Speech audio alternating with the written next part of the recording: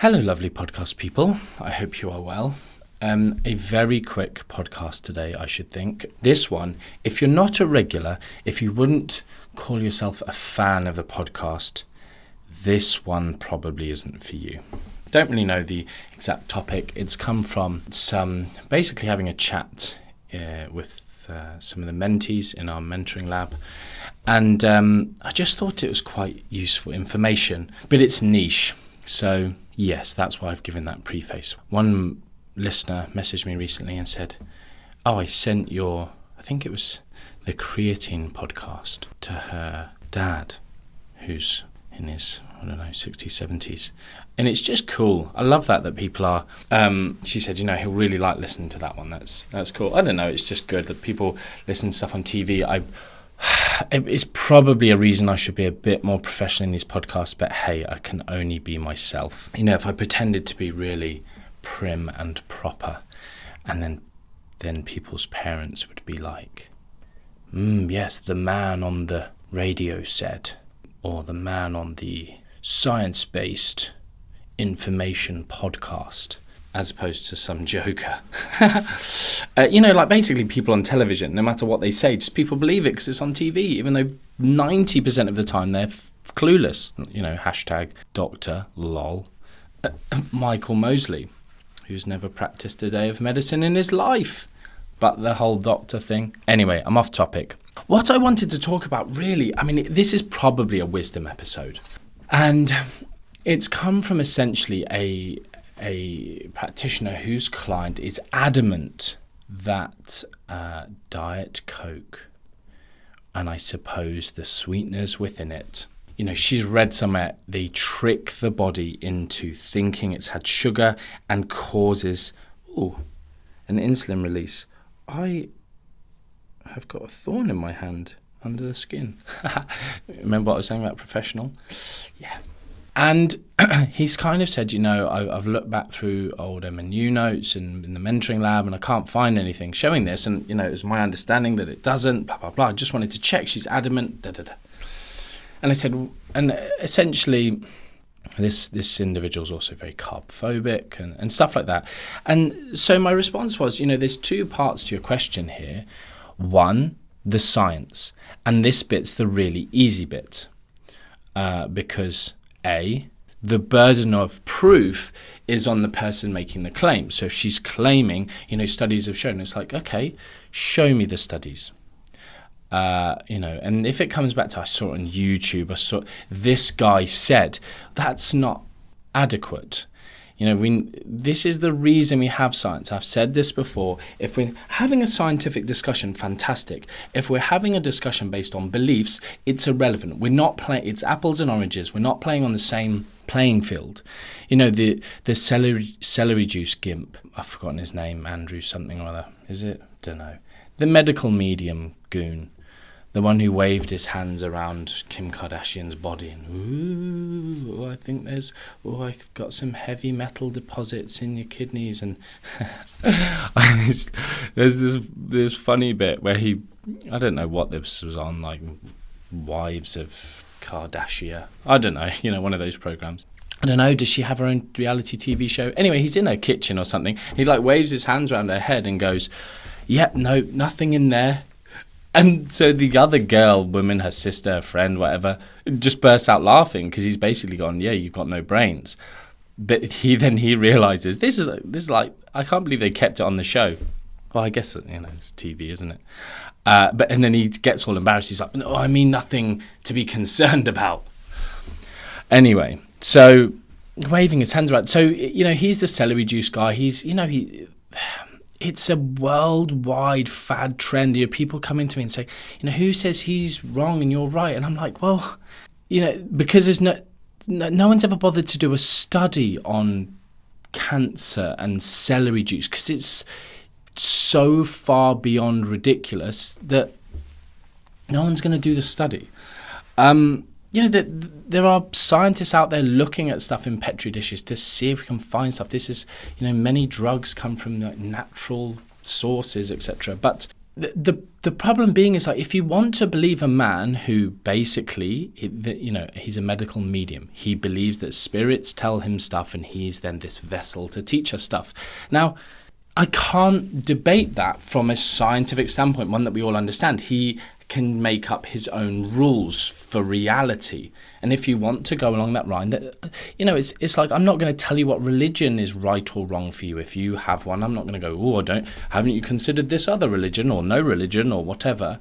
Like, cool, knock yourself out. But if you want a scientific answer with, from an evidence-based standpoint, which, you live most of your life based on, it's like, okay, you turn on a light switch, that came from a scientist, scientific principles that govern all different things in terms of electricity and, gravity. Someone, please prove energy balance is a bit like saying, please prove gravity. I think I've said that before in a podcast. Anyway, going back a few steps, the burden of proof, she's making this claim, and so it's up to her, if it's a proper discussion, there you go, I found my way again, to provide a reference, an evidence-based scientific reference, peer-reviewed, using, sound scientific principles, using, and again, having some understanding.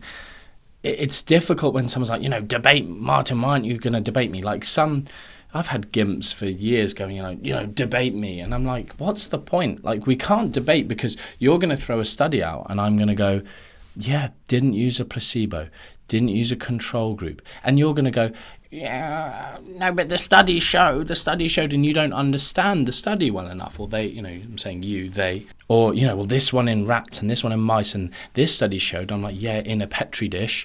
Lots of the gluten studies, I say lots, one or two, the only ones that are there, in terms of, gluten, it damages us, it pokes holes in the walls of our intestine, the gliadin protein. And, studies are done on animals in some instances using astronomically high doses that we just simply couldn't attain from food. And, aside from that, so that's animal studies. Aside from that, we've got like in vitro studies. So these are ones where we're just looking at isolated cells. So like alkaline water type studies, you put a cancer cell in a Petri dish and you just pour an alkaline substance on it. Like, that isn't what, you're not bathing your body in that kind of way. You're not ripping out chunks of your tissue and putting it in a bowl and pouring this water. Like, you're drinking it. It's going into your mouth. It's going into your stomach.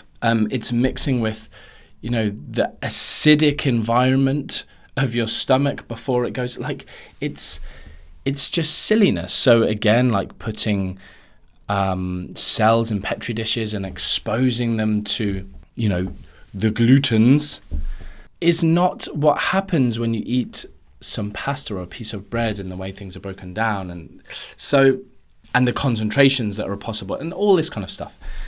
Anyway, I said it was going to be a short podcast. It still will be, because my summary point is this. It's like, okay, I said to him, it's up to her. But at the same time, you can also provide, there are several studies with all different, non-caloric artificial sweeteners that show they don't raise insulin. And even just from a mechanistic standpoint, if you were drinking a Diet Coke and it spiked your insulin and you're not feeding glucose, you'd be going into a coma. Because insulin would be plummeting your, I drink, when I was bodybuilding dieting, I was drinking 2 liters of Pepsi Max a day. Like, yes, there are other issues going on there. But anyway, I would have been in a coma real fast. And then I said, but the second part of your question is the tricky bit. And I think this is what was supposed to be the podcast. And, how long have I been talking now? 10 plus minutes maybe. And I've only just got here and it's going to be a short summary. But this is kind of for practitioners, but just for people, like, it's just part of communication. And there's actually 2 things I want to get across. One is the dichotomy that is created in people's head. And I've felt the dichotomy as I was responding to him. And it's what I've talked about people putting people in boxes. Like, I am a white, kind of successful, mostly straight, Male. What are the other things that make me a bad person? CIS is one of those things, which I just believes I'm the same gender as I was when I was born or whatever. I don't know. All these things, I'm basically enemy number one in the 21st century, right? And I'm in good shape-ish, based on societal standards. I've got good teeth-ish. Let's just compliment me. I've run out. Funny. I'm funny. Confident. That's another one, isn't it? Confident really rubs people up the wrong way. Self-assured, high self-esteem. Anyway, it makes it difficult when I put, when I post stuff saying that I've been crying, when I say, I'm an emotional person. I cry when I watch films. I cry whenever my babies do something cute. There's variations of crying. There's like welling up. There's like, I will often be in bed just like looking at cute videos of my children, or like, even just like I follow lots of like good feeling Instagram pages, and I'll just be lying there and like I'll have tears running down my face of just like nice stuff. And I think people are just like, when I write that, it makes them uncomfortable. It's like, are you really crying? That's a bit, are you really? And like when I respond to people, like people will send me stuff like, you've changed my life. I, thought I was never going to have a child. You've given me all this advice. Literally this morning, someone has sent me a photo of their newborn baby. Like literally, like I can't believe she sent it. I'm allowed to use your name, right? Sharon. Like, you don't know her surname. Sharon, I don't even know if you're a podcast listener, but like, it's unbelievable. Like, she's still in hospital and she's taken a picture of her baby lying there, brand new, beautiful little boy.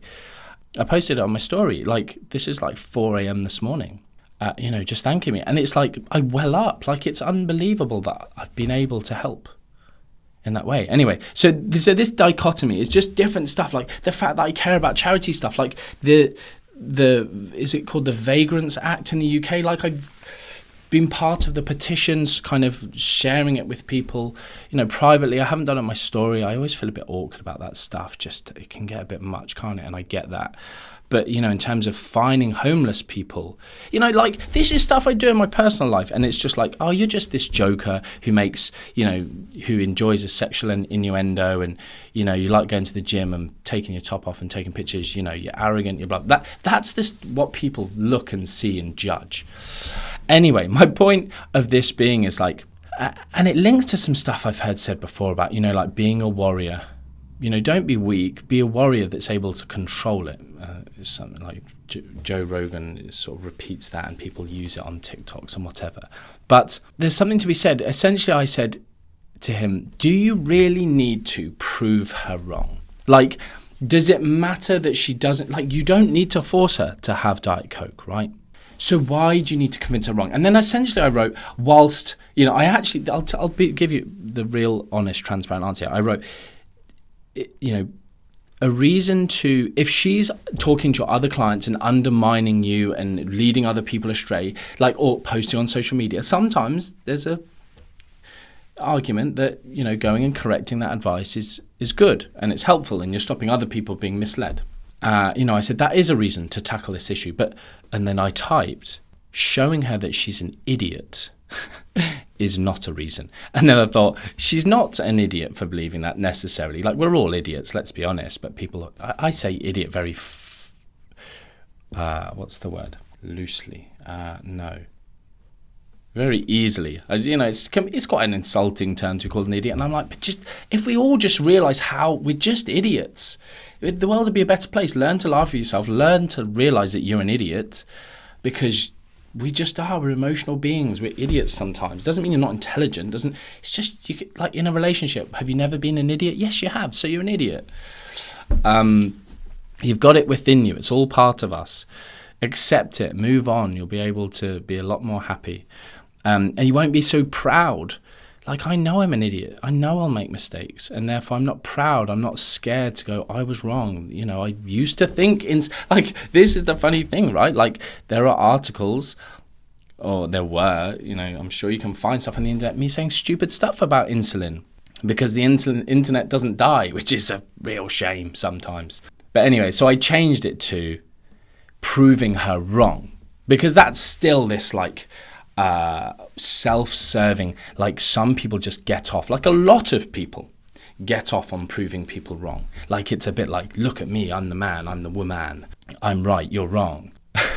I saw this TikTok the other day, and it was like, it was a woman, and she was going like, wives be like, that was the sort of caption that she had done, and she was like, talking in the mirror, you know, I'm really sorry, I'm really blah blah blah. She was like, it was like really good conversation, and then she walks into what I presume is her husband, and she's just like, look, I don't know what's wrong with you, but you need to sort your attitude out. And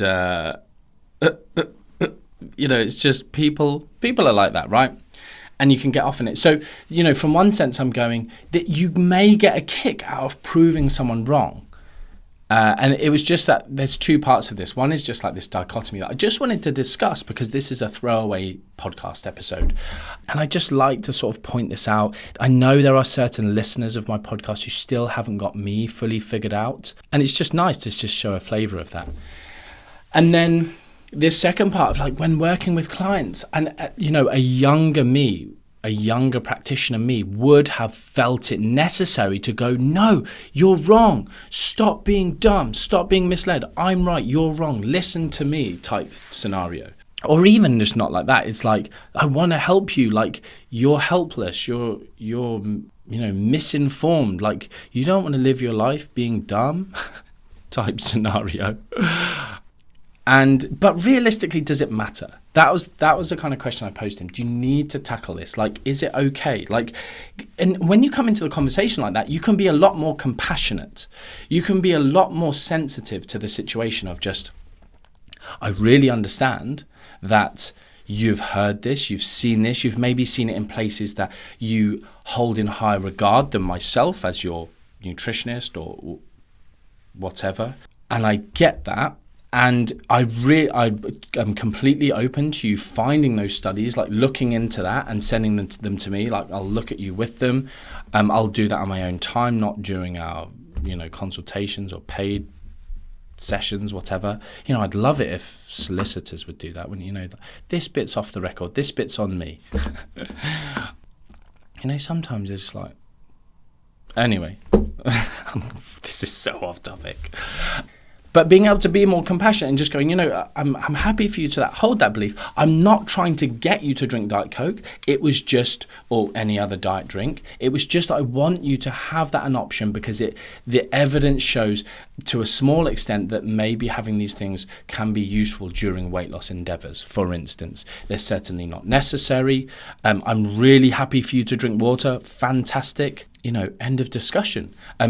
If you want to, I can show you all of the studies that show that, you know, sucralose or aspartame or aspartame, don't lead to an insulin response if you want. End of discussion. Move on. Not breaking down and the reason I said that as well is like in other areas of life, that stuff can just be really helpful. You know, it's picking your battles, isn't it? I wanted to provide a bit of wisdom.